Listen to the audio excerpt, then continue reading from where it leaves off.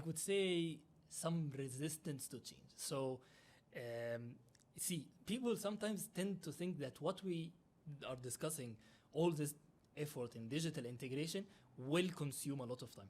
It's totally understandable, especially in our region, in the GCC region, that most of the projects are fast-track projects. Yeah. Yes, and you need to deliver in time. You have a lot of requirements, and you don't want to miss any deadline, and so on and so forth. That's very common in our region.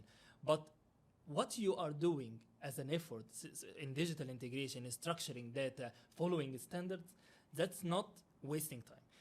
It might need some more effort, but when the very basic principles of BIM, the McLeamy curve, you are doing things you are putting all your effort at the early stage, and things will go smoothly without any need of duplication on effort in the later stages.